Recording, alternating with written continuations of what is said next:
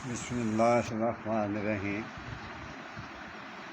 آپ کو جتنا مرضی پرانا دمہ ہو یا آپ کو کتنی بھی پرانی کھانسی ہو، اس کے بارے میں آج آپ کو ایک دوا بتاتا ہوں۔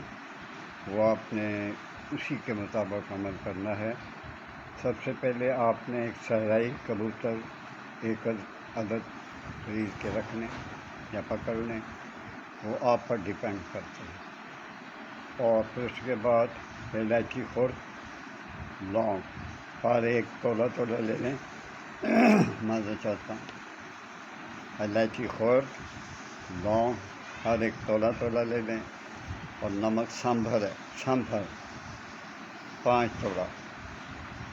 اب آپ نے کرنا کیا ہے کہ کبوتر کو اندر سے باہر سے صاف کر کے تمام ادویات جو ہیں میں نے آپ کو بتائی ہیں، الائچی خرد ہے، لونگ ہے، ایک تولہ، نمک سانبر 5 تولہ ہے، ان سب کو پیس کے یکجا کر کے صحرائی کبوتر کے پیٹ میں رکھ کر، اور پھر آپ نے کیا کرنا ہے، 10 کلو اپلے لینے ہیں، یعنی تھاپیاں جسے کہتے ہیں پنجابی میں۔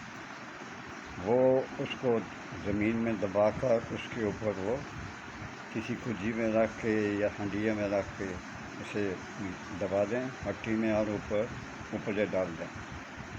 جب آپ دیکھیں کہ 10 کلو جو ہیں اپلے وہ جل گئے ہیں اور سرد ہونے پہ، اور آپ اس کو باہر نکال لیں، ان سب کو باریک کر کے سنبھال لیں۔ 4 چاول برابر شہد ملا کر چٹائیں، 4 چاول کے برابر آپ نے ان میں شہد ڈالنا ہے اور ان کو چٹانا ہے۔ بچوں کو نصف رتی خوراک ہے۔ اس کا فائدہ میں آپ کو بتا دیتا ہوں، جو میں بتا چکا ہوں۔ دمہ کتنا بھی پرانا ہو، کھانسی کتنی پرانی ہو، انشاءاللہ تعالیٰ حکم اللہ بہت جلد تک آپ محسوس کریں گے، ختم ہو جائے گا۔